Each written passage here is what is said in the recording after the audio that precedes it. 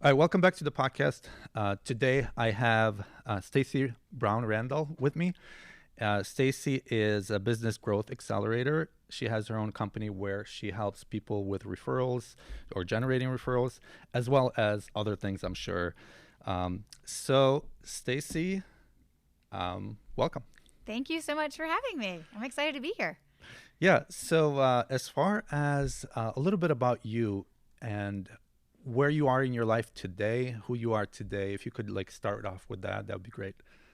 So I think starting with the most important stuff, I'm married. I have 3 kids. I'm very much looking forward to the day when I'm an empty nester. Okay. I know as a parent, you're not supposed to say that, but I am. I got 3 teenagers. And I have been running my business now for 10 years and definitely have had some school of hard knocks to get where I am today. But I work with clients all around the world, helping them generate referrals without asking for them. It's different than the way most people teach referrals today. And I get to do that in a variety of ways. And it really is great just having that opportunity to help business owners think differently about their referrals and then how similar referrals are. And it doesn't matter if you're in Singapore or if you're in Australia or if you're in Maryland. It's just all the same. So helping my clients. Nice. So in addition to running your business, you mentioned you're married. What is your life like in addition to the business? What else is keeping you busy? I'm sure you have other things that you're taking care of. Some days it's controlled chaos. Okay. Yeah. So I have 3 kids. My youngest is in her final year of middle school. And then I have my son is in 10th grade, so in high school. And then we have custody of our nephew, who is also a 10th grader. And so they're not all at the same school. So that makes it interesting with who's going where. My daughter's very much into theater, so we do a lot with that. My son plays on the varsity baseball team at his high school. So there's a lot of baseball games in our lives. And, it's just, I think it's kind of the same thing for most. Is like what your life looks like at this stage in life. That answer is clearly answered with whatever is happening in my children's life, not so much of what's happening in my life. So they take priority in your life basically at this moment, right? The children do. They do. I mean, I don't give them all the priority, but they definitely take priority. And it's just, the boys are trying to learn to drive, and that is the worst thing in the world. Yeah. Like asking teenagers to drive before their brains are fully formed. Like, who thought that was a good idea? But yeah, we've only got a couple of years left with the boys. And then right behind that, our daughter will just have a couple of years after that. So, we're just enjoying the controlled chaos until it becomes very quiet. Yeah. So you're looking to that freedom. I am. Being the empty nester. Everybody's like, you're going to miss them so much. I'm like, then I'll just wait to miss them. Yeah. Because right now, all I want is for them just to launch, just to go off to do whatever they're supposed to do next. Nice. So looking back at your life, and you can go back as early as you want, like middle school, high school, who were you like back then? Oh, gosh. Super bossy and super opinionated. Okay. Yeah, I think there's these moments through my life that I was like, I don't know if I was very aware of it right when it was happening. But I look back now and I'm like, oh yeah, that was a telltale sign that I probably was a lot that way. I liked to win. So competitive. Particularly when I was younger, I was very, very competitive. I'm not as competitive anymore, but I was very competitive. So I enjoyed doing the things that I was good at so that I could win. Were you part of sports teams during high school? Yeah, so we had a non-traditional family growing up. My dad, so both my parents worked when I was younger. And then somewhere around my middle school years, I think, my father quit his job to stay at home and write fiction. Okay. So he became an author. My mom is very successful in sales. So she was the breadwinner, and my dad stayed at home and was writing his books and learning the life of publishing and becoming an author. And he did that all the way up actually until he passed away. And so he became the stay-at-home dad. so to speak. Okay. You couldn't bother him when his door was closed, but he was the stay-at-home dad. So he was the one that was home when my brother and I came home after school, which also meant he was, before that even happened, but definitely once he came home, he was also my soccer coach and my softball coach. And he was at every practice and he was at every game, for my brother played basketball and baseball. Mm-hmm. So he was always there. So, very much have that life of having that father influence, so to speak. And so there's positives and negatives that come with that. There's a lot of family jokes that we tell because dad was the coach and always around. Mm-hmm. So I played a lot of sports, then moved out of sports when I finally got to high school. I did like cross country, track, and cheerleading. So still like, staying in the athlete world, but a little bit differently. For me, grades were really important. So, and then but I was also at that time, like just before high school hit, I was very much consumed with becoming the next Katie Couric. Okay. So you wanted to be a news anchor. I did. And so I actually hosted a teen show on the weekends in my hometown of Greenville, South Carolina. It's called Video Max. There were 3 hosts. We did a lot of fun things. So that was really opening me up to like the world of television and communication. And so I knew that was something that I wanted to do. Went off to college, went to the University of South Carolina. They've got a great broadcast journalism program. Mm-hmm. So I went off to college. I was like, hey, here comes the dream of being the next Katie Couric. And then I got in it. And I was like, I do not want to do this. And my parents, like as to be expected, were like, we just paid 4 years for you to go to school to become a journalist and you don't want to on do TV. it. And you don't want to do it. And I had job offers coming out of college to do like weekday reporter, weekend weather person. You can't call yourself a meteorologist unless you went on to get that degree. And so I was like, yeah, I got to figure out what else I'm going to do. So I'm a planner by nature. I always have a plan. I kind of always know the direction I'm going in. And that was the first kind of moment when I graduated without a job because I had turned down all the jobs to do television. So what was the reason that you didn't want to stay in that industry or job track? I think it was a lot of things. I don't think it was like one clear moment that I was like, okay, this is going to look different now. When you graduate from a journalism program like that, you make $0. Mm-hmm. Like I think of course now this is back in like the early 2000s, right?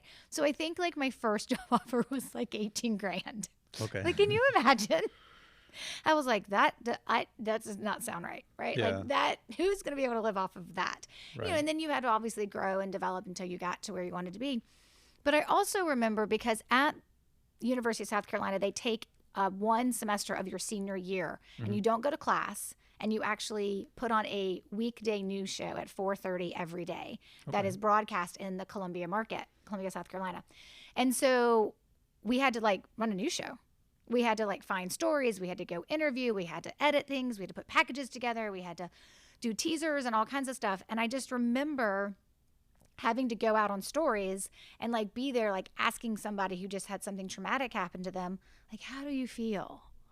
And I was like, I don't want to be that person who's shoving a camera into someone's face that's just had this terrible thing happen and be like, so tell me what's next for you. And they're looking around at their life in ruin, right? Like there was just the part of me that was kind of, and then I worked one summer before my senior year at a local TV station and I was the night editor. So I worked the night shift. And so it was late, or maybe it was like the night assistant producer. I don't remember the title, but I was there late.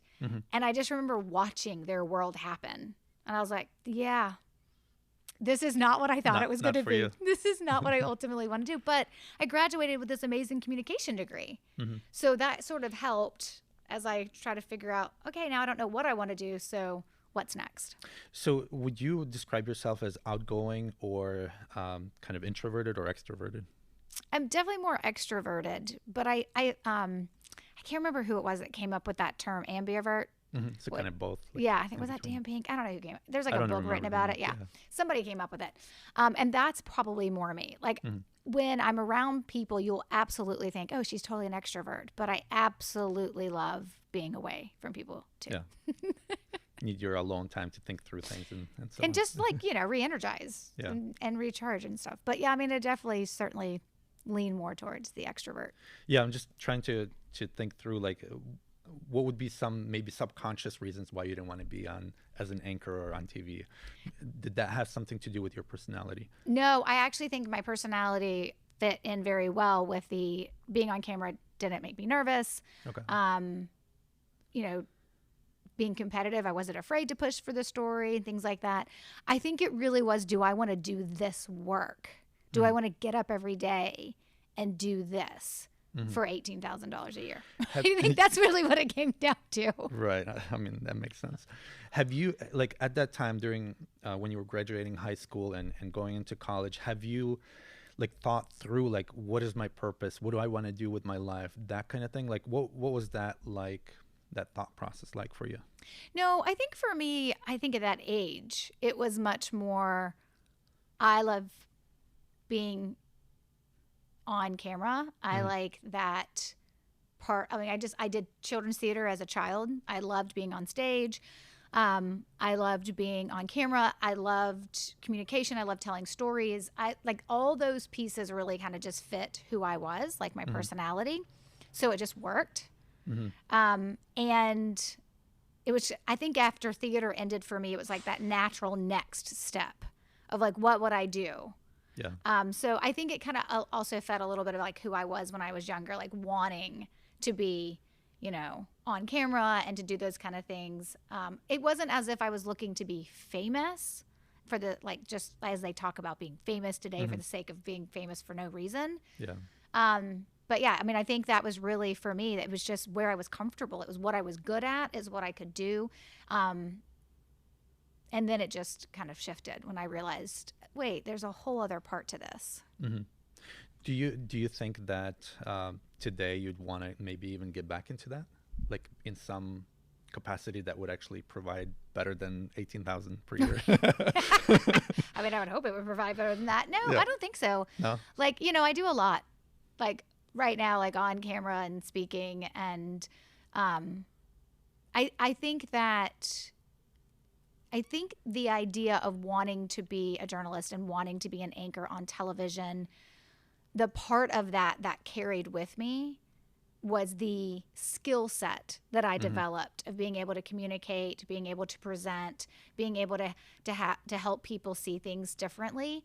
And I think that skill set was just part of the plan that God had for me, because where I was going to end up was going to be a skill set of mine. Is that my ability to communicate, my ability to write, my ability to speak, my ability to communicate. That was just, you got this. Like, you learned it. Yeah. And then, I mean, I even got my master's in communication. So like, continue to hone that skill that really serves me as a skill that I have today. But it's not anything I feel like I missed out on. It's not anything I feel like, oh, I wish I had. I wonder what that would have been like. I remember when, after graduation, it was a number of years after graduation, someone who graduated with me, like moved into an anchor slot in Charlotte. And I was like super excited for her. And at the same time, I was like, that took forever to get out of a small, tiny market to get to a bigger market. Now, in reality, it probably didn't, right? But that's just how I thought about it as someone in my 20s. Yeah. And so from that perspective, I think that it was more so like when I would see those things, I'm like, yes, I made the right decision. I made the right choice. Looking back, like Yeah. how things fell in line. So you went to college. Did you go to get the master's right away, right after? No, actually, I think I was, how many years after college graduation? I think it was 10. I decided to start my graduate program with an almost 2-year-old and a 6-month-old. I do not recommend that for anyone, but specifically for working moms. I had a company. I was going to grad school, and I had effectively babies at home as well. So I think that was a number of years later. So it had to be at least 12 years later, I'm guessing, from when I graduated college, which I think is the best way to do grad school. Those people who like get out of undergrad and go right into grad school, I remember having some of those students in my graduate classes. And because they lacked any real work experience, they really couldn't contribute as much to the conversation, because they'd only worked at like one job, which is usually the university. And they just couldn't contribute on the same way as the rest of us who had been working, 5, 10, or 15 years.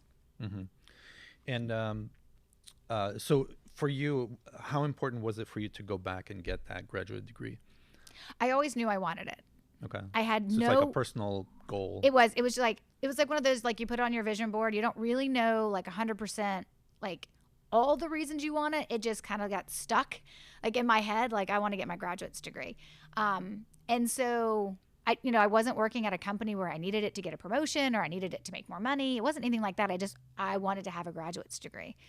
And so that's why I did it. I think my mom told me at some point, it's probably changed now, but at that time I was probably only the second person in our family to have a graduate's degree, but it was just really important to me to do it. And it was really important for me to graduate at 4.0. That was that competitive part. So, and you mentioned vision board. When did you start doing vision boards? So, I mean, I don't really remember. I do a lot in terms of mapping out and knowing kind of like, here's the things I want to accomplish. What I've realized as I've gotten older is that those dreams and those goals and those hopes, they just shift.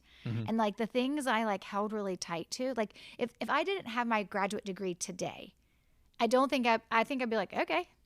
But in my 20s, it was like, this is something I want. I think it was actually in my 30s when I got my graduate degree, but it was something that I knew I wanted when I was earlier. The things that I wanted, right, in our 20s and 30s are just not the things I want as much in this decade.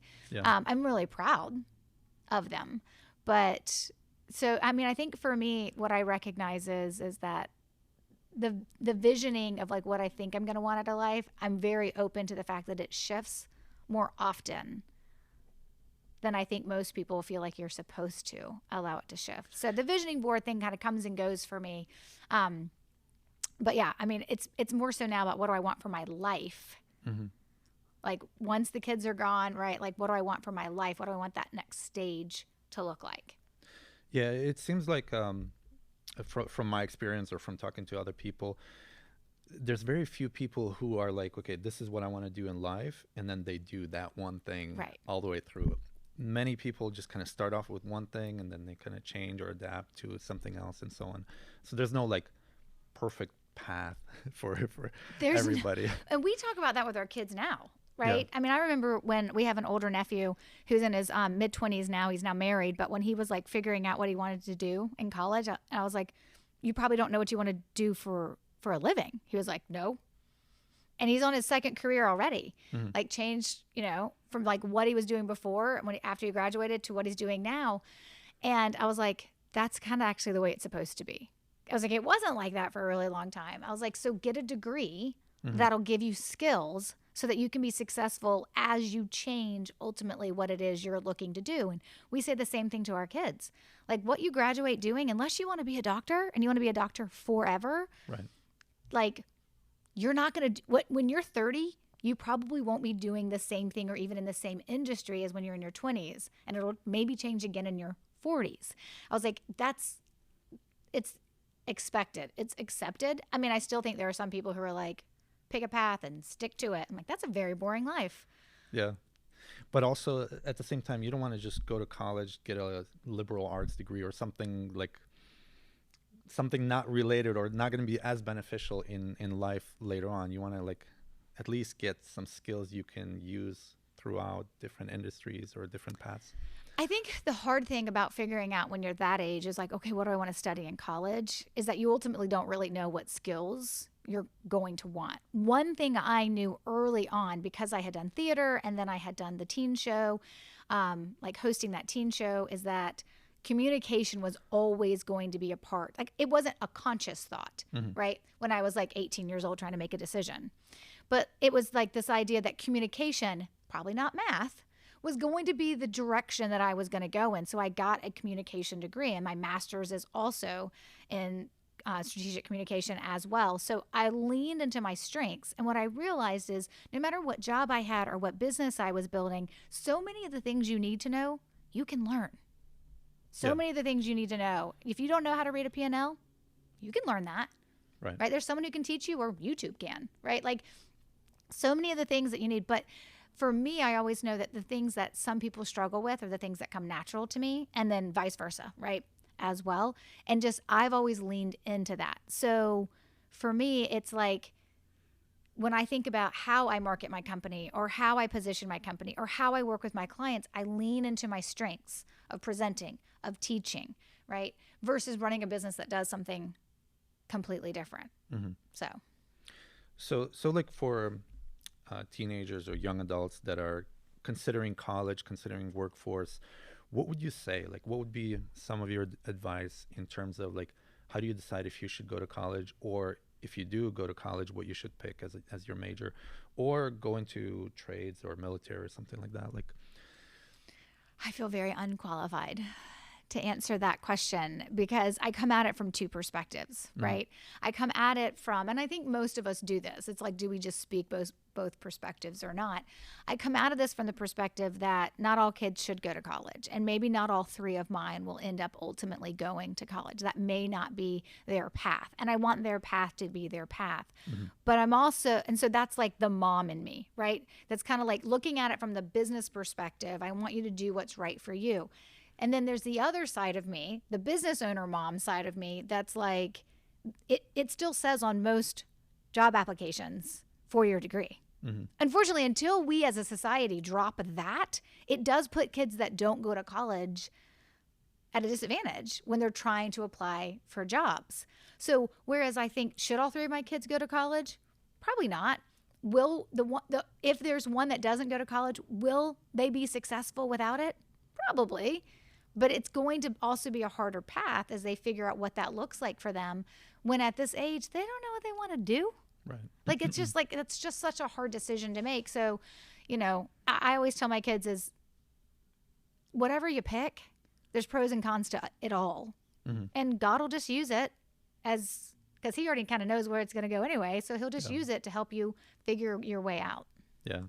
So you went to college. Right after college, you tried anchoring and so on, and you didn't like that. What did you do next after that? Yeah, so I actually, so the anchoring happened while I was in college. Okay. And those job offers came upon graduation, and I turned them down, and I didn't have a plan, and I went home.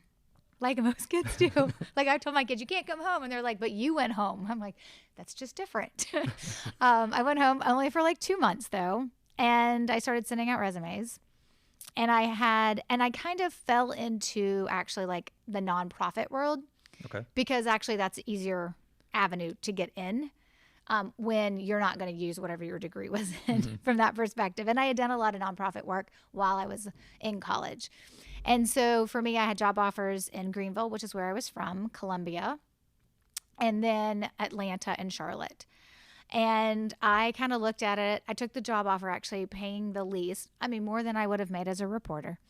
But it was in Charlotte because it just seemed like the right opportunity. And I actually worked for a lobbying firm. That was my first job out of college. I worked for a lobbying firm, the Hospitality and Tourism Alliance. Okay. Good old Muhammad was my first boss out of college. And I just kind of knew that was probably, I didn't want to be in Atlanta. Actually, it was more the city. The job was fine. It was more the city. And I didn't want to get into just full on nonprofit because I was concerned, how would I get out of that? Like some people get into the nonprofit world and it's just hard for them to translate that out. At least it was 20 years ago. I think it's different now. But so I took that job. And my second week in Charlotte, I'm sitting in the mayor's office with all of the very successful independent hotel owners in our city. They're not all in hotel owners now. But then I was like, where am I? Like, what's happening? This is really cool. And I started to grow my network and I learned a lot. And I then moved from working as an assistant director at the lobbying firm. I moved to the Chamber of Commerce here in Charlotte. So just to interrupt you really quick, when you were in that lobbying firm, what was the work like, and what is like the whole concept of lobbying? I mean, I know what it is, but like in terms of like the inner works of it, like what's it like on the inside? So for me, I think you have to put into context what the HTA was. The Hospitality and Tourism Alliance was a membership organization where companies in the hospitality industry paid dues to be a part of our membership. So we had meetings, we had events, we had making sure that our members were getting the benefits that they were supposed to get as being a member.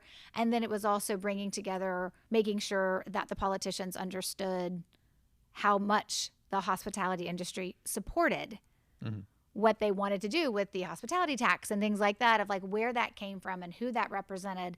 And then making sure that the hospitality industry had a voice in how those dollars were spent that would fund things like our convention center or other things like that. So most of the time that I was sitting in the room when the lobbying piece was happening, I was 20-something years old and I didn't speak. Right? Like I was like, this is incredible. But, you know, I was a couple years removed from graduating college, and I remember sitting on the taxi cab review board, and I was elected their chair. I think I was like 22. Mm-hmm. I was like, what in the world is happening? Like, here I am. I was the first citizen, because it had always been a police officer or a police chief that had headed up the taxi cab review board at that time. So again, we're talking about like early 2000s. And I was the first citizen to ever do that. And I was a baby at the time. But it was, you know, it was a really, I probably had more confidence than I probably should have had at that age. And so, but it was this great experience. So it really was like the taxi cab industry was a part of the hospitality industry. So, you know, it was being the voice for them. It had a lot to do with how the city was going to spend the money. The HTA, the money that they got from the hospitality taxes, the HTA was local based. Okay. So while we were mostly around in the Charlotte area. But that doesn't mean we didn't go to Raleigh. That doesn't mean we didn't participate. But we didn't do anything on the federal level. And we did some on the state. It was more my boss than it ever was me. And then we were much more on that local. That was the whole point. And so really for me, the day-to-day was not so much the lobbying work with the politicians, even though I was super lucky that I got exposed to all of it, which also made me think and know I don't ever want to do anything with lobbying or politicians. That was really easy to check off the box, never doing that again. But I did a lot with like the members, like running the events, hosting the gala, making sure that they had their membership, and then selling memberships as well. So that was more of like what I did. Okay, and then you transitioned to Chamber of Commerce, which is, in some ways, it's very similar, right? Yes, it's in some ways very similar. It's funny, when I was at the HTA, that's actually when I met my husband too, because he was in the hospitality industry at the same time. So I was recruited to go to the Chamber of Commerce. So I took a job there. And I would do a number of different things while at the Chamber of Commerce. Back then I used to affectionately refer to myself as the hole plugger. Like what wasn't working at the Chamber, just go put Stacey on it, she'll figure it out. And that's what I did. I did things that I had no business doing. Back in those early 2000s, I learned how to sell banner ads on the internet because that was all the rage. Like, we need someone to go through training to learn how to sell, banner ads on our website. Oh, that'll be great for Stacey. Off she goes. Like, that's a little, like, I don't even remember all the titles I had or the duties I was responsible for. I did a lot with relocation services when I first joined the Chamber, and then I moved into doing some of the internet marketing and sales from there. And then I would be recruited away, and I would go to Charlotte Magazine. Okay. And I would work for Charlotte Magazine, and I would do their marketing and their distribution, or their circulation, I guess is what we called it then. Circulation and marketing, I would do that for a couple of years. Then I would get recruited back to the Chamber when they had a president change. I got recruited back to the Chamber. I went into the lobbying piece, the advocacy piece of the Chamber. Not my cup of tea. Like, I was like, why am I back here again? But from there, I got really into, because of what I did with the education space and the lobbying space, I got really into generational diversity. Okay. And really started studying it. I got certified as an employee engagement specialist. I did a lot with generational diversity and kind of created this like little niche. But it didn't serve itself within the Chamber. So I would make the decision after that I would leave the Chamber, and I got asked to join a small research firm that loved the idea of me kind of managing their generational diversity and employee engagement arm of their research firm. Can you explain a little bit more on what generational diversity is? Is it just more like getting older and younger people, kind of a mix of ages? Making the boomers and the millennials get along. Okay. Right. And as an Xer, I was clearly qualified for that because I thought both generations were crazy. No, I'm just kidding. That's really what it was. It was like helping companies understand the changing dynamics within the workforce with how a boomer thinks versus an Xer versus a millennial. And was that for like public, meaning like for like government agencies or whatever, or was it for companies? Or just for mostly everybody? Companies. Okay. Yeah, so bigger companies. I did it I kind of got into it because I had a lot of stress with the boss that I had when I went back to the Chamber. There was just a lot that did not work, and there for a while I thought maybe this is a generational diversity thing, but not, because we're actually in the same generation. And so I was like, so that's kind of what led me down the path, and then I just got really into it. And so, but it didn't have a place at the chamber. And then I ended up doing more on their fundraising arm, doing sales and fundraising for them, and moved past that, but kind of kept this piece of this generational diversity and kind of just developed people knowing that that's something that I did. And anytime I had a chance to speak on it, I would, even though those are usually always free. But it never fit within the chamber. So when I left to go to the research firm, they had the ability to pull the data from a company to be able for me to explain the story as to why they're having issues with recruitment or why they're having issues with retention and why it's happening within a younger demographic or a more female demographic and what's going on with their employee engagement. So most of it were companies. Like we worked with an accounting firm, BDO, which is one of the one step down from the big four accounting firms. Okay. And so we worked with companies like BDO. There were some other companies we worked with as well. But when I left the chamber, when I agreed to go join that research company as a partner, that was the third of, there's two partners. I joined as their third partner, and I left the chamber. I was actually 4 weeks pregnant and didn't know it. Oh. Another thing I don't recommend people doing. So here I am pregnant, and I am working with this research company, and it was basically an eat what you kill kind of a model, right? And then everything was split into thirds, and I was always getting a third, and they were getting the 2/3, and I was like, but this is the division that I'm trying to grow here. And so I left. My big client at the time was BDO. That's the one client I landed when I went to the research firm. And I remember the person in charge of HR said to me, you could do this as your own company if you wanted to.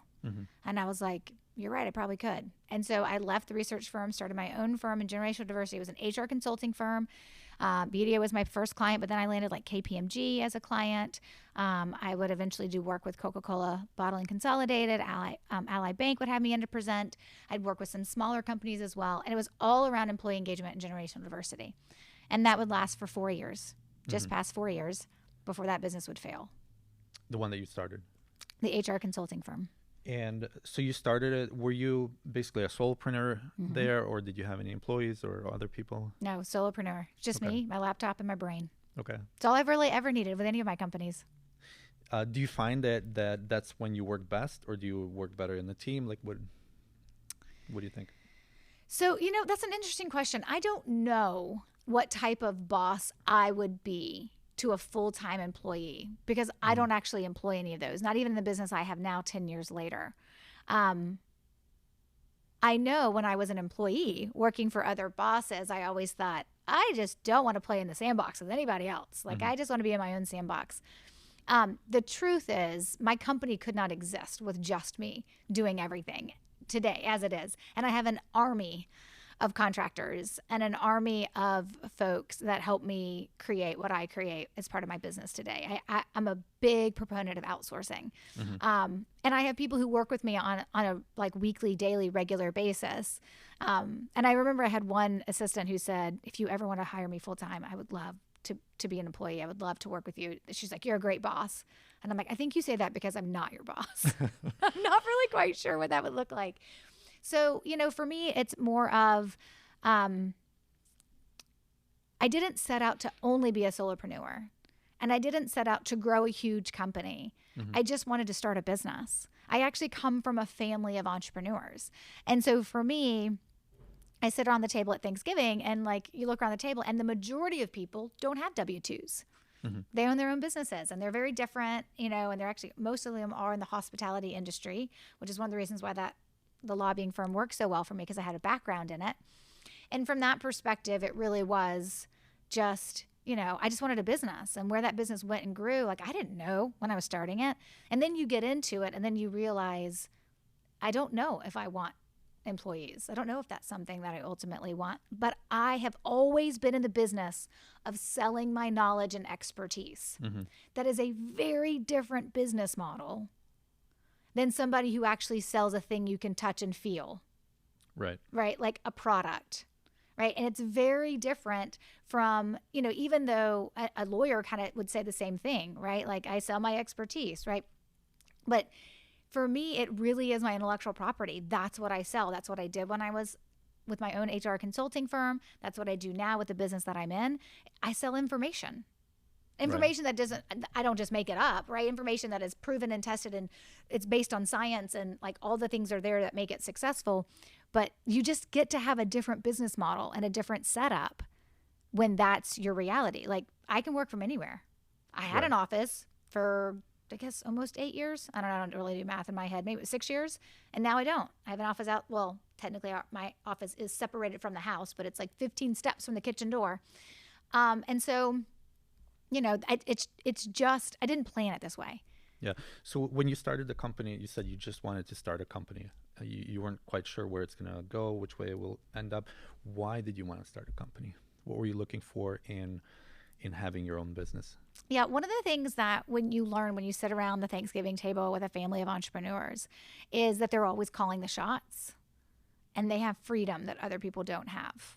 Remember, most of the time I was sitting in a W-2 job when I worked for the HDA, or I worked for the Chamber, I worked for Charlotte Magazine, right? I'm in a W-2. They tell me how much PTO I get or how much vacation time I get, right? They tell me if I'm laid off or not, which happened one time. One of the times that I was at the Chamber, I got laid off and rehired an hour later. It was very weird. It's not a typical layoff story. But, you know, it's one of those things where you don't always control everything. There's as much things I don't control as a business owner, but my family would go on vacations and I couldn't always go because I had a boss and I only had 2 weeks or 3 weeks or 4 weeks of vacation, and I had to save it up and I had to use it. And there's just all these freedoms that come from it. And there's just so much. I remember being told one time that one of my jobs, when it came time to do the annual review that year, and that then also dictated your bonus or your raise. The very first thing, they said this to everybody. I was not unique in this. They said this to everybody. They said, and you got rated on a scale of 1 to 5, so a Likert scale of 1 to 5, and they would rate you in everything that you did.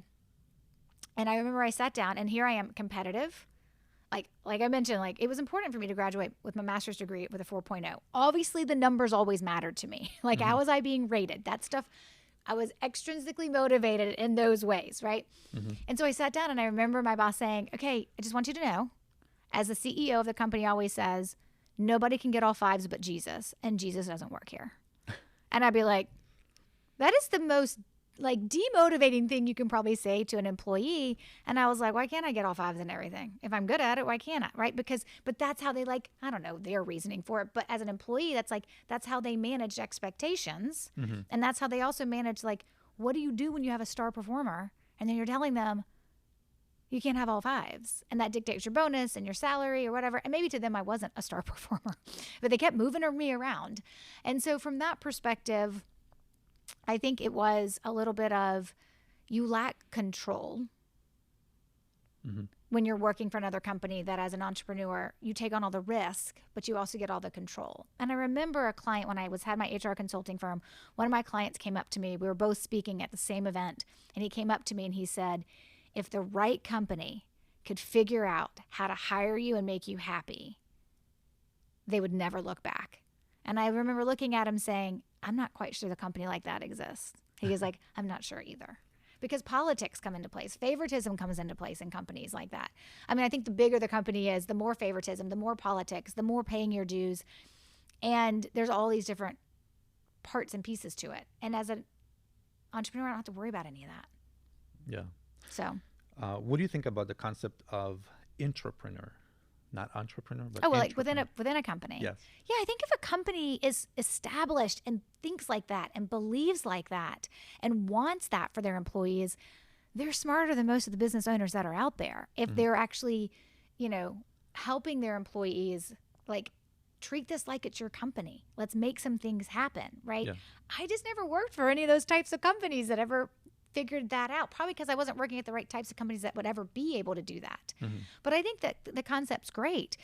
And I think if a company has it set up to where that is something that they are pushing for their employees and they want their employees to do, I mean, this all comes down to culture.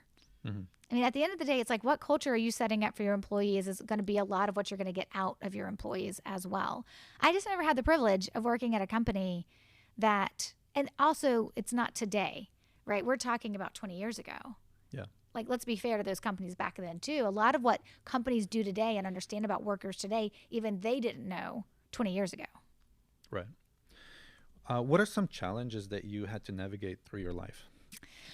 So I would say running a business while being pregnant and then having a newborn and then having a business fail. That I would say the business failure was probably the one that left the deepest mark on me. Why do you think that it failed? Well, for any reason that a business fails, there's no dollars coming in. And at the end of the day, right? So one of the biggest lessons I learned, there's a couple of key lessons I learned from that business failure, but one of the lessons I learned was you've got to figure out how to touch business development every day. I'm not necessarily saying you have to do something business development related every day, but there better be processes and systems and you better be on top of it. And like most solopreneurs who go into business for themselves, you land a client, you get so excited, you put your head down, you do the work, and then you look up when the work is done and you're like, oh, snap, there's nobody else waiting for the next piece of work. And so then you're out there hustling for the next client. It's a normal entrepreneurial roller coaster to be on your first, maybe even your second year. Unfortunately, I was past the 4-year mark and I was still on that roller coaster and I had never gotten off. And eventually the company just can't keep itself going in that framework or that format. And so I had to wave the white flag of surrender. I had to shut my company down, take my shingle down, and I had to go get a job. But it was in that time of my first business, my HR consulting firm, just over 4 years old, failing, right? I mean, 85% of companies don't make it to the 5th year. That was one of them, right? Now here I am, I'm over 10 years with my second business. So obviously there was some lessons learned and a journey that I was meant to go on. I went back to corporate America. I had a job for about 15 months in between business failure number 1 and starting my second business. And everything I learned in that business failure had helped me set up a different type of business that I have now, which celebrated 10 years last year in 2023. Nice. Congratulations. Yeah, thank you. And so what are some details around what you learned from that last business that failed that you brought into this business? Number 1 is you have got to touch business development every day, which means you better have mechanisms in place that you actually enjoy because you have to do them. Anybody can cold call. Very few people actually enjoy it. Right. Maybe like the 0.01% of the world are the unicorns. You're like, oh, who do I get to cold call today? Right? I don't know who wakes up and says that.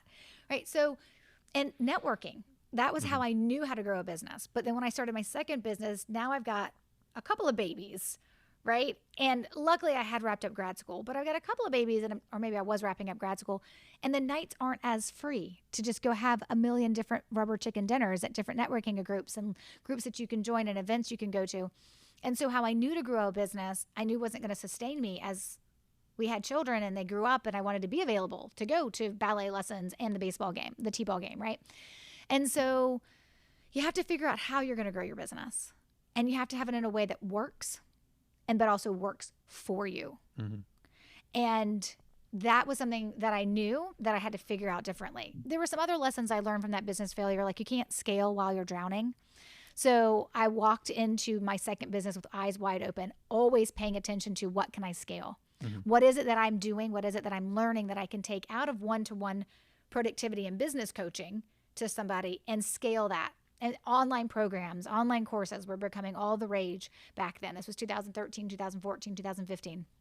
And so for me, it was like, what can I scale? What can I scale? And I was always paying attention to that. I was learning about how to create online programs and online courses long before I ever launched one.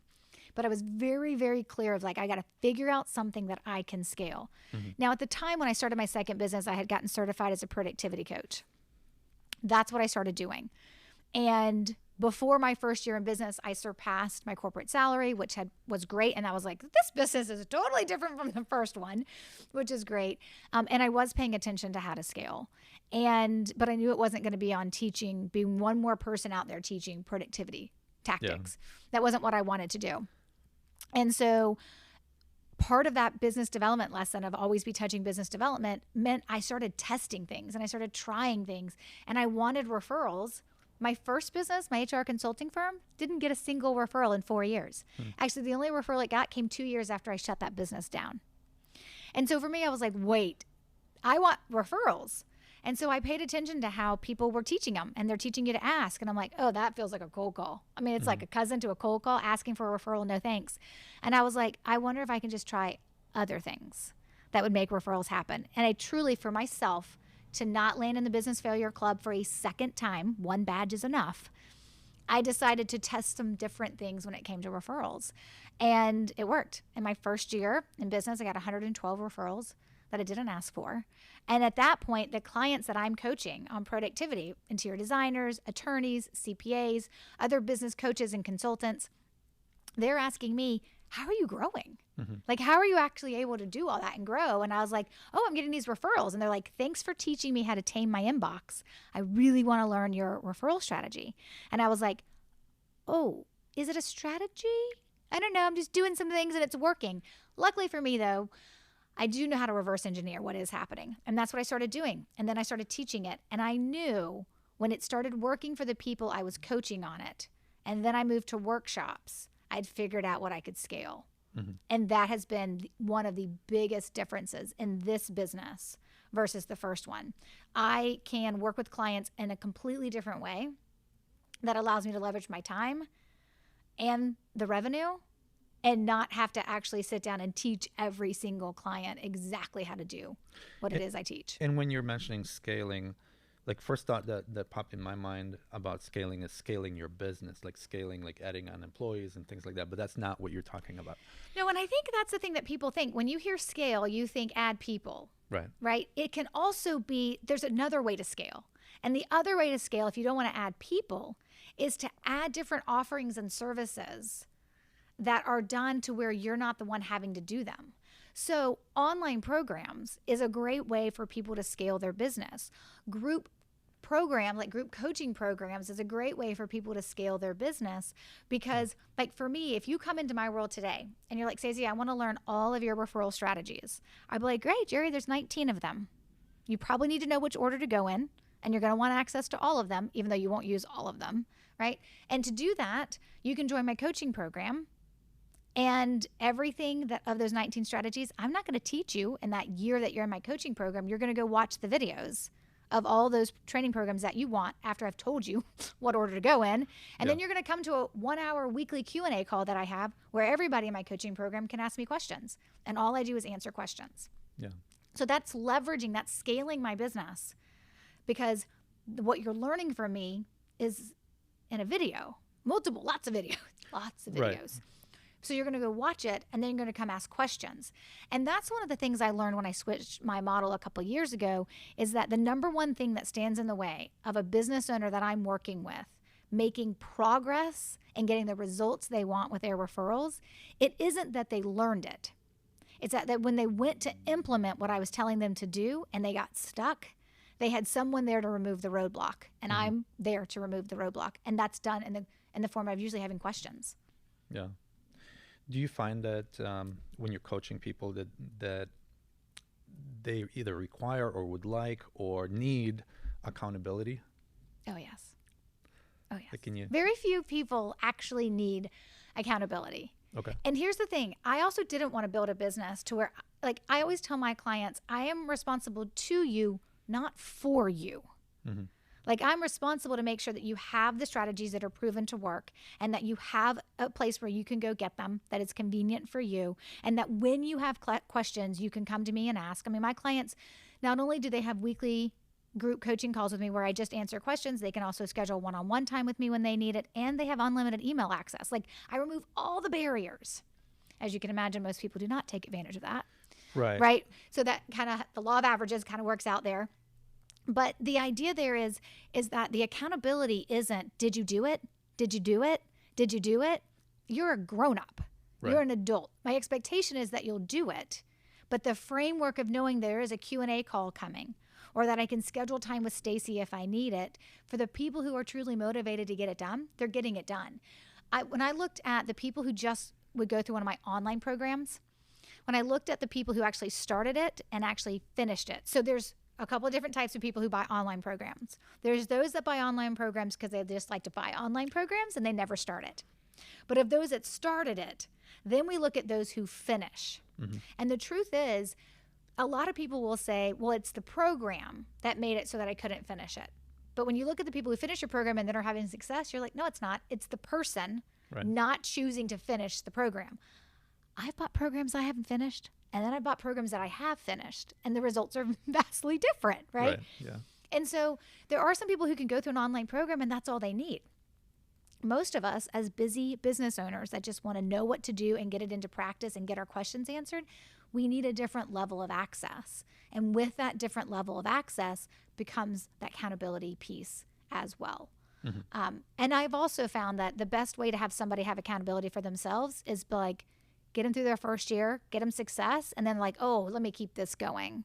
This was great. And this is why I have results that I'm able to share with folks, like not just first year results, but 8 years, every year of what that's looked like in terms of referral growth with my clients, because what they learn from me, you're supposed to put it into place and do it every year. It's just one more mechanism of how you grow your business.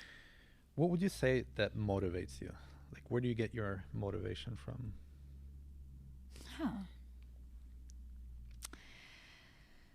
I think a couple of things.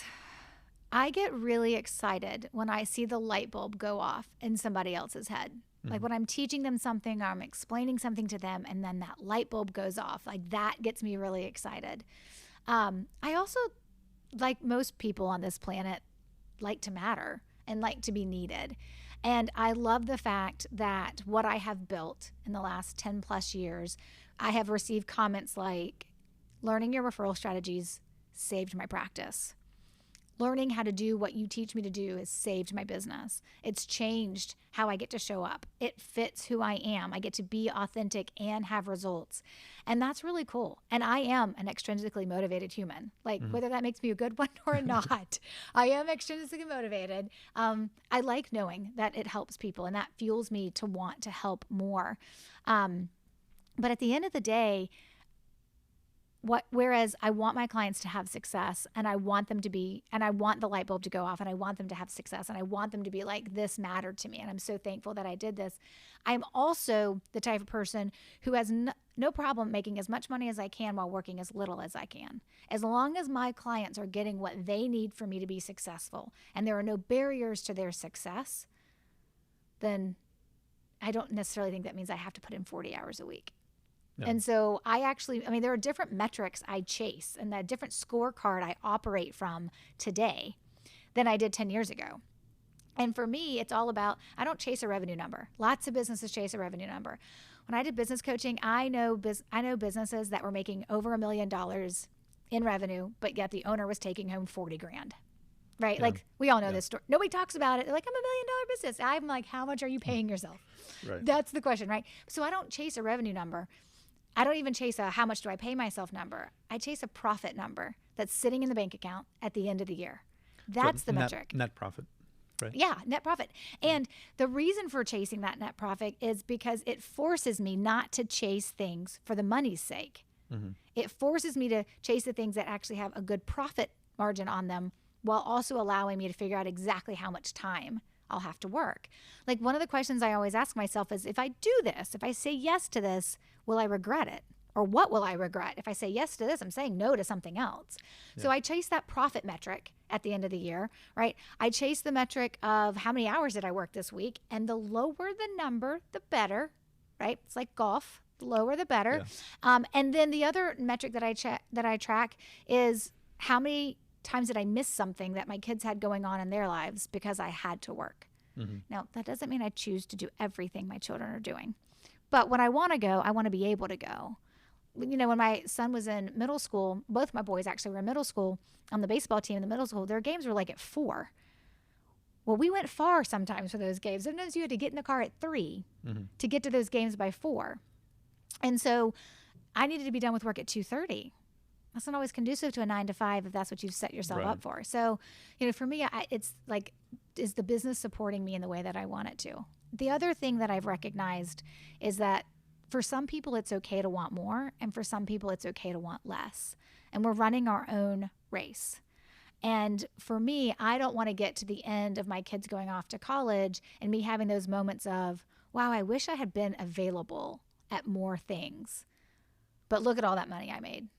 Like, that's not going to feel good to me. Yeah. Yeah. So really defining what your lifestyle and life should be, not just how much money you want to make. Right. Yeah. I mean, it's a give and a take. Right. Right. I mean, you know, it's funny. I just did a podcast episode on my podcast Roadmap to Referrals. Not a referral episode, but it was literally on what I call no regrets business ownership. And it was about this documentary that I watched in my 20s where it was about this really powerful Silicon Valley business owner. I don't know who he was. I can't remember anything about him. I just know that he was super wealthy, super powerful, super successful, gave his kids the best education, gave his kids to live in the best neighborhood, gave his kids the best toys, all the perks of being super wealthy, the best connections and everything. And at the very end of the documentary, the son turned to the father and said, "But why did you have us if you weren't going to plan on being around?" Like, I'm sure the kid enjoyed the fancy cars and all the things he got, but at the end of the day, he was still longing for a parent who was around and involved and present. Yeah. And that, I mean, you watch something like that in your 20s before you've met the person you're going to marry and start having kids. And that was a massive impact for me of how I just kind of live my life. Yeah. Going back to where did you learn as far as managing money? What's the right way to manage it or not manage it? That kind of thing. I think I'm still learning. No. Wow. I don't know I ever actually learned to manage money.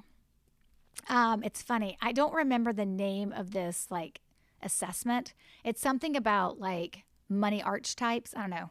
You have to Google it. It's really interesting. I'm one of those people that I've taken all the assessments. I know my Enneagram. I know my Myers-Briggs. I know I take all the assessments, right? I like seeing if those things are right, for my opinion about myself.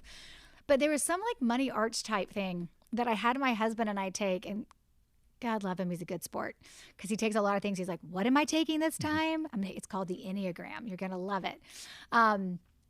But I asked him to take this archetype quiz with me, or assessment or whatever it was, and it was there's 8 different money archetypes that are out there. And what my number 1 is, so you rank them 1 through 8. So your number 1 is this is what you're most like, and your number 8 is what you're least like. And so my number 1 was basically, this is not what it was called, but it's basically a money hoarder. I'm a rule follower, can't do debt, can't do risk, want all the money, gotta have it in the bank, in the savings account, gotta know where it is, money hoarder. Mm-hmm. And my number 8 was risk taker. Do that, put this on a credit card and transfer it over here for a different balance, kind of all those things that people do. Well, so my husband and I took that quiz, and my number 1 was his number 8. Okay. And my number 8 was his number 1. And I was like, this says a lot about us. And it was really revealing for us. We had done some, when we were engaged and first married, we did a Bible study that was focused around financial as well. It was called Crown Financial Ministries. Okay. Yeah. And so that helped us get on the same page about talking about money. But we did this archetype thing just a couple of years ago, and I was like, this makes so much sense. He was like, so much sense. And so I remember he asked, he was like, what is with you and credit card debt and debt other than a mortgage is good Lord. It was I'd have money sitting in a savings account, and he'd be like, we could do something with that money to earn more money. I'm like, no, I have to know that it's there in case I need it, right? I know probably financial advisors watching this and oh, honey. But I was because when I graduated college, even though my first job offered me $18,000 to do reporting, I took one making not much more than that when I came to Charlotte. And so I was I don't know, I was making a few $100 a week. It wasn't a lot. But I was in my 20s and I was going out, and taxis from uptown to where I lived on the more on the outskirts of town, they were not cheap. And I started putting stuff on a credit card. And the credit card bill would show this. I am 21, 22 years old. And the credit card bill just kept growing and growing and growing. And I wasn't paying it off. I'd never had a credit card in high school or college. And so I was like, oh, I don't know what to do with this. And so I kept stuffing the bill when it would come in the mail in a drawer. Wow. And my mom and my dad came to visit. And while my dad was waiting in the car, my mom came up to get me. She's in the kitchen and she opens the drawer. And she sees all these credit card statements. And she's like, Stacey, what is this? I was like, and I start crying. I'm like, Mom, I don't make enough. I need more money on a monthly basis to live and survive. And I wasn't buying clothes all the time. It was literally just trying to enjoy my 20s. Let me just get a taxi cab to take me out, right? And so I remember she was she opened up the bill and she looked at it and she goes, I'm going to pay this tomorrow for you. Don't tell your father. And we'll never speak of it again. And it actually, and today it was like $3,000. Like it was not like, and today's times I'm like, okay, whatever. Right. Like it's not a big deal. But to me at 21 years old, like 22 years old, that was a big deal. And that has stuck with me. And I just hate the idea of having things on credit. Like I'm like, oh no, okay, that's bad. Like, and it's not, but for me, like that's just one of those money stories that I've told myself for decades and decades. Yeah. You mentioned Enneagram and Myers-Briggs. What are you in Enneagram? So in the Enneagram, I'm a 3 achiever, and my wing is 2 heart. My husband is a 9 peacemaker. They're kind of hard to parent with. Yeah. Just going to put that out there. Yeah. My Myers-Briggs is, wait, what is my Myers-Briggs? I can't exactly remember my Myers-Briggs. That one I have taken. It was a very, very long time ago. I will tell you I was a judger, the J, which didn't make me feel too good about myself. I think I was like the E. ENFJ. I don't know. It was one of those. Yeah. On the disc, I'm a high I. Okay. So I guess it's that personality, that energy, that personality that comes across. Yeah. Very social. Very social. Yeah. So, yeah. So I'm actually a 9 too on the Enneagram. So what's it like to parent with you? I don't know. As a peacemaker, I was like, Norm's like, he's always making peace. It's actually, it's so funny how much they complement each other though. So like when something always goes wrong and I get really angry, I'm just like, you can handle this without burning a bridge. So I'm gonna let you handle this and I'm gonna go cool off. And like, that's an important skill set. Norm can come in and like smooth over anything. Yeah. And usually in couples, I mean, there's different kinds of couples, but typically it's like opposites, right? Right. Like, my wife is also more kind of, definitely more social, more kind of outgoing or driven and so on. And I'm just kind of more laid back, like the Enneagram says, more peacekeeping kind of. Yes, just keep the peace. Yeah. It's an important trait. It's just, it's hard to keep the peace when you have 3 children and they're at that age where they're trying to see what boundaries they can push. They're they're developing and their brains aren't fully formed and, they don't always make the best decisions. Right. Yeah. It's part of that growing process. Yeah. And we've been going through all of that already as well. We have 2 adult girls, 1 teenage, well, they're both teenage sons. And the first son, he's about to get his license and he's got his permit. So it's scary. Yes. It's not my favorite thing. This is not my favorite phase. Yeah, it would be nice to kind of skip the whole thing, but then we'd miss out on it. I mean, think about all the things we ask our teenagers to make decisions on and to do before their brains are fully formed. Yeah. We want you to learn how to drive a car and not kill yourself or anybody else.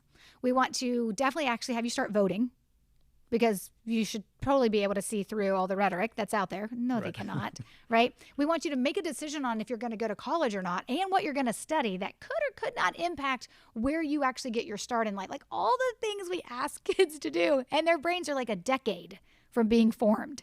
I mean, it's crazy. Yeah, yeah. That's just my personal opinion. I guess that's why we're there as parents, right? To help guide them. Right, as long as they allow us to be. Yeah, yeah. It takes, it's challenging. Could be challenging. Yes, very much. But as far as like other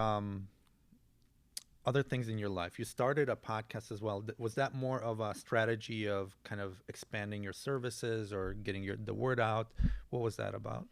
Yeah, so the podcast, it came to be because I think there's a term, I don't hear it as much anymore, like infopreneur. Mm-hmm. I heard it a lot, probably like 8-10 years ago. Like, oh, the rise of the infopreneur. We sell our intellectual property. We sell our information.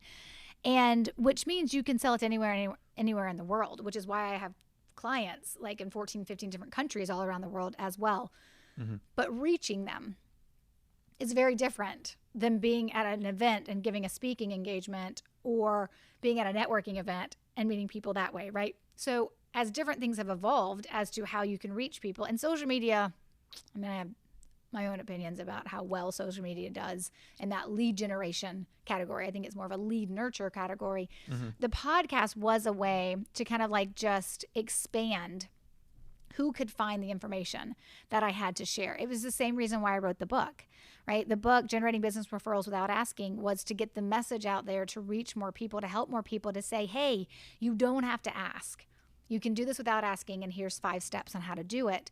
And so it really was just kind of expanding who I could help on a platform that was much more likely to be available to people. Listening to a podcast is free.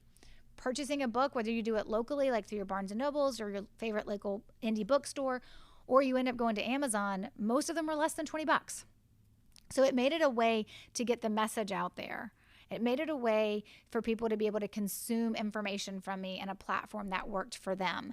And, it also helps you leverage your time in that way as well, too. So for me, it was definitely a strategy. I didn't think ever when I started my business in 2013 that I knew I was going to write a book. My father was an author, always knew book writing was going to be, he writes fiction, but I was never going to do that.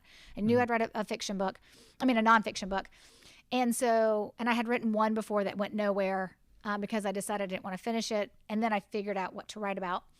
But from that perspective, when I kind of looked at the business itself, it's part of the marketing channel, right? It's part of that sales and marketing prospecting kind of channel, is having different avenues for people to find you and consume your information. And so writing comes easy to me. Speaking into a microphone comes easy to me. So those just became 2 mechanisms that I use. Okay. Yeah, I mean, having a background in communications, I'm sure that helps a ton. It does. Yeah. So you started your company, you're helping people with referrals, generating referrals and so on. When I think of referral sources that you talk about in your book, a lot of times people will think, or I even thought about it as like networking groups or some other like organizations, not like people, right? Can you speak to that a little bit more? Yeah. So there's a number of things that I teach people when it comes to referrals that they're like, oh, I never thought about it like that. Or, oh, wait, it's never been presented in that way before. A referral source is always a human. It could be a human inside that networking group that's referring you, but the referral didn't come from the networking group. The referral came from the human inside the networking group. And referral sources, they are always a human, and they fall into 2 categories. They've either referred you before, which makes them an existing referral source, or you want them to refer you and they've never done it. So they're a potential referral source. And then you've got 4 types. So whether they're an existing referral source or a potential referral source, they fall into one of 4 categories, like 4 types, so to speak, which is they're either a client, whether past or current, or they're a center of influence, somebody who doesn't do what you do, but knows what you do and comes across your ideal client. So they actually have people they can refer to you. Because they don't do what you do, though, there's no competitive overlap. Or you can have family and friends. That's the 3rd type, refer to you. Some people have that. Some people will never have that, depending on their industry. And then strangers.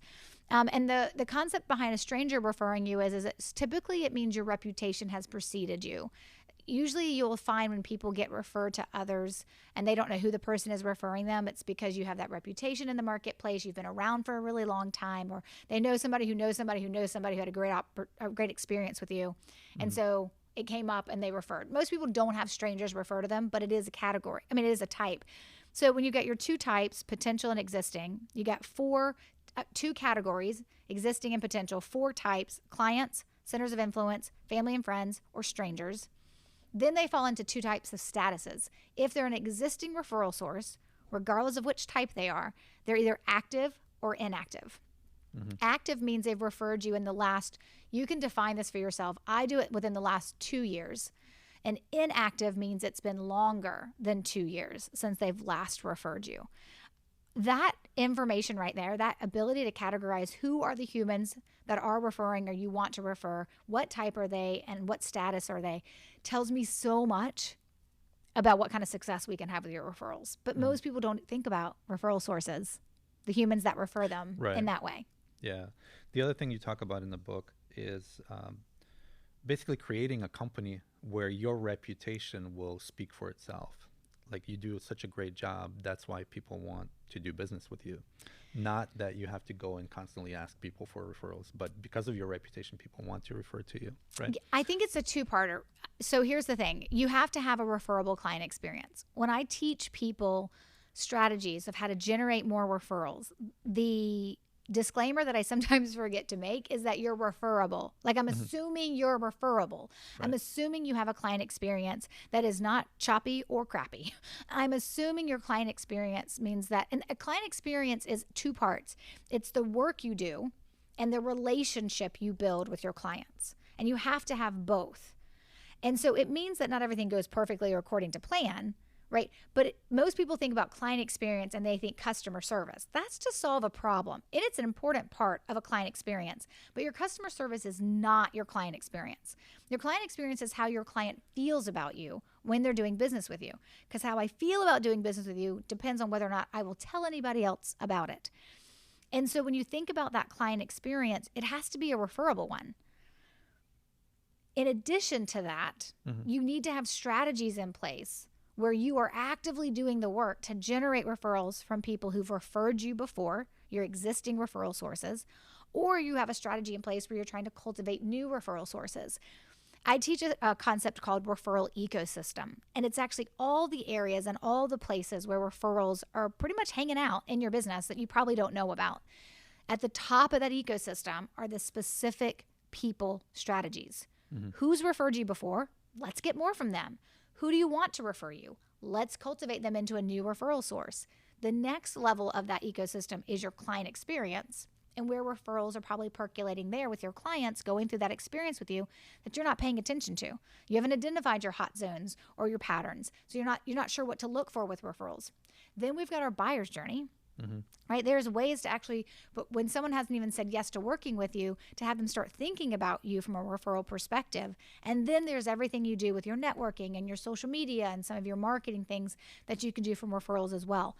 But in no way, shape, or form, and at no time through that entire ecosystem are you ever asking for referrals, implying that you want referrals, offering to incentivize for those referrals, or feeling like you got to be promotional or gimmicky to receive referrals. None of the strategies that we do factor that into at all, because we know that when you look at the science behind referrals and what's triggering someone to refer you, it actually doesn't have anything to do with you. So when you ask somebody for a referral or you offer to pay somebody to refer you, you're actually putting something into place that doesn't actually exist when a referral is happening, which means you're manufacturing it. Yeah. So we just look at referrals on so many levels so very differently than everybody else out there that's teaching referrals. Yeah. When it comes to your target audience or your target businesses that you want to work with, is it more of other solopreneurs or is it more of just any kind of business like service businesses? Where do you kind of fall in with your clients? Yeah, they kind of fall into what I would call like a couple of different ideal industries. So, and it's not so much the size of the business. I have solopreneurs that I work with, and then I have firms that have, more more employees as well. So size doesn't matter as much, but industry does. Okay. So, and that is based on the fact that the strategies I'm going to teach, nobody has a silver bullet. Nobody has the easy button, right? So the strategies I'm going to teach are going to take work. When I look at the time and energy they're going to take to work, which is way less than a lot of other things we do. But when I look at the time and energy those strategies are going to take to work, to get the return on investment someone's looking for, I need that person, that client, right? I need their ideal client to be paying them more than $2,500. To make everything kind of make sense. Our floor amount, when we talk to somebody about going through our program, is a client worth $1,500 or more to you. Now, a lot of our clients, their clients are worth $20,000 to them, or $50,000, or $100,000, right? I have people who make $1 million a year off the strategies that I teach, but that's not $1 million off of $1,000 client, right? I mean, that's definitely a larger dollar amount in terms of revenue per client. Yeah. But that means you also are building relationship with your ideal client. So from that perspective, for me, my ideal client is going to be in professional services. We're talking attorneys, CPAs, business coaches, business consultants, right? Maybe it's bookkeepers, but in that professional services industry. And then we have like financials. It's going to be financial advisors, financial planners. In the real estate industry, it's going to be real estate agents. And then also in the creative industry, we do a lot with like interior designers. Okay. And then also like agency owners of like marketing agencies, videographers, things like that. Okay. So just because kind of the average or the starting point is $1,500 per client, that your client would be generating those referrals for, that doesn't mean that your system doesn't work for anybody else, right? So here's the thing. Yeah, referrals work, and there's lots of businesses that need referrals. The question is what is the return on investment for not only what you're going to invest to learn the strategy, but then the time and energy that's going to go into producing the results that you want. Mm-hmm. Part of the strategy that I teach is building relationships with other people and then having those opportunities to plant referral seeds. Like that's like a piece of what I teach. If a client is worth $500 to you, and I say, hey, for your referral sources, why don't you take a couple of them to coffee? You're like, for $500? The client they may send me is going to be worth $500? I don't know if I want to be taking people to coffee. I'm not saying you have to take people to coffee. I'm saying, as an example, something that you may do to build that relationship. And so when we say we have a floor amount, we know that's because how many people it'll take for you to get your investment back in our program. Right. But then also for you to keep it going. It cannot be this massive time suck for you, but how you see a time suck and how I see a time suck on what something I may do to cultivate a person referring me has everything to do with how much that referral is worth to me. Mm-hmm. And that's what people don't pay attention to. So yes, people outside my ideal industries, have they come into my program? Had they have success with it? Absolutely. Right? And that's wonderful. But I also know depending on what the revenue is, you're going to qualify and make an opinion and judge how much time you have to put in. And my strategies, there is time involved. Just like everything out there is time involved. I personally think our strategies take less time when you do it right. But at the end of the day, there has to be that equation ultimately has to work. And so for us, when somebody's looking at the investment into one of our programs, and then the time they're going to put in to getting those referrals, they look at it differently if that new referral is worth $500 versus if that referral is worth $5,000 or $10,000 or $50,000. Yeah. I have some people who come into my program, they're like, I need 2 referrals a year to close. Like, well, that's pretty easy for me to help you with. Yeah. But those referrals are worth 6 figures. Right. All depends. Yeah. So I'll jump around with other questions going forward. Kind of like all over the place a little bit, but what do you find fulfilling in life? Like what brings fulfillment to your life? So I love being a wife and a mom. And I also love showing my children that you can be successful on your own terms. Mm-hmm. I like quality time with the people that I love, my friends, my family. I love to travel. When I had the opportunity to do that, I was able to go to Switzerland with my best friend before Christmas, like just up and decided to go kind of randomly, but that was awesome. Those are the things that I really like. It's the memories that we're making, right, that I think are most important to me. But for me, it's the time that I have to invest with the people that are important to me is probably the thing that gets me the most excited. It's like my mom had to have eye surgery about a month ago, and the question was like, who's going to be there to take her to the hospital? I'm like, of course I am. Of course the daughter's going to be there. What are you talking about? I'll be there. She said, but you got to work. I'm like, no, I don't. I can work from the waiting room, which I did. Worked from the waiting room while she was having her eye surgery. Like, no biggie. Like, it's that freedom and flexibility to be available to the people that matter the most to me. Mm-hmm. That really that really empowers me. That makes me feel good about what I'm doing. But then also having the freedom and flexibility to enjoy life too. Yeah. What advice would you give somebody to build strong relationships? Shut your mouth and listen. I think strong relationships take a commitment to be connected. Mm-hmm. We can have coffee with somebody once and be like, that was an amazing conversation. And then 3 weeks from now, we can't remember who we had that amazing conversation with because we don't ever talk to them again. We certainly aren't going to remember in 6 months or 9 months. If you want to have strong relationships with people, you're going to have to invest the time and the energy. And I think that looks different when it's like a relationship with a spouse or a partner versus a relationship with a child versus a relationship with friends or family or clients, right? Or like referral sources. Like I think how we define that, how we look at that, it's all a little bit different. But, you know, relationships is like it's being in their world with them. and being a part of their world. And that means staying connected to them. Not like every day. Like I have some of my friends who tell me, they're like, you're the most low maintenance friend. We can go weeks without talking and you're never mad. I'm like, I got a lot going on. I don't need to talk to all my friends every single week.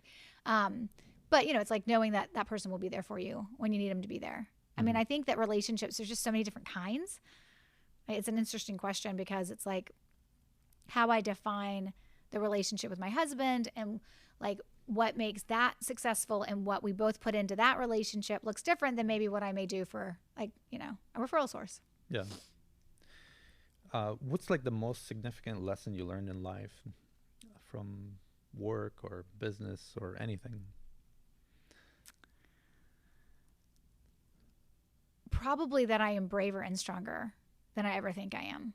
I think about all the things I've had to do in the last 10 years to make this business successful that I would be like, oh, I can't do that. And then I did it. Like I had to build the back end of password protected website to house all my online programs. And I was like, I could never do that. Guess what I did? I know how to do it. Don't ever want to do it again. Now I pay people to do it, but I did it. And I know what that looks like. All the things like I thought I'd never start a podcast. Oh, the tech. What if I mess it up? What if I hit the wrong button? I do it every week. I mean, I don't edit my thing, but I used to. So I think that from that perspective, it's that we're just way more capable than we probably think we are. But unless we ever put ourselves in situations to try new things or do new things, we won't know that. One of the questions I like to ask my daughter in particular is, were you brave today? Like, what did you do today that asked you to be brave? I feel like as a business owner, you can pretty much answer that question almost daily because there's always something that's pushing you out of your comfort zone. What are you going to be brave with today? But I think it's that we're probably more powerful and braver, and I'm probably stronger than sometimes I give myself credit for.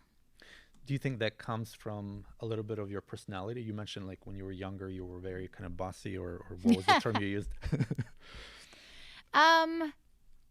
I'd like to think not. Yeah. I'd like to think that I've evolved from that. I'd like to think that I am not nearly as bossy as I once was. Well, I don't mean bossy, like that's the thing that's like driving you or making you brave, let's say, but more like that kind of tenacity or like that drive. I actually think it comes from my confidence. And I think that I've had self-confidence my entire life. And I remember as I got older and Norm and I were getting married, and obviously we knew we were going to have children. I remember asking my parents, what did you do to make me so self-confident? Because I need to know, because I want to do it for my own children. And I remember my mom going, you just came out that way. Like, I don't know what it was. I don't know what we did. But the truth is, I had a father that believed in me and was always around and was always encouraging me. And my daughter, she rolled out the same way. I don't know if I'm doing anything to make her as confident and have the belief system and confidence in herself that she has. But I just think that a lot of what I've been able to accomplish is because I have confidence in myself, and I always have. That doesn't mean everything goes my way. That doesn't mean things haven't been hard and painful, but my ability to get back up and overcome those things and to have confidence is this is not where I'm staying. I can move forward. I don't know where that came from. I don't know how I got it. I'm sure it was a multitude of things if I like looked back in my past of how that all happened.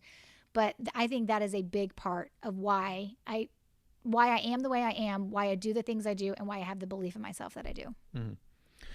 And going back to your business, can you tell us a little bit more about what you do, what kind of customers you're looking for, just more about your business?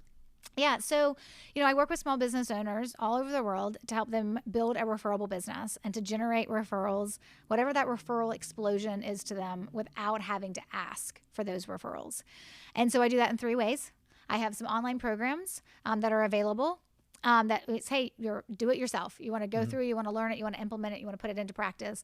I have a coaching program where I will be more hands-on with my clients. We are together for 12 months. They'll go through the strategies, whatever of the 19 they need, they'll go through them, they'll implement. We'll be tracking their results. And then, of course, that's my done with you. And then I have a done for you package. This is my VIP referrals in a day, which is where you do an assessment. I take in that assessment. I look at everything I need to know about referrals in your business. Then I take from the strategies the ones that you need. I build them out, and then I show up for 2 days. I spend 2 days with you and your team. You have to have a team because deployment is impossible on a solopreneur in that model, not in the coaching, but it is in the VIP.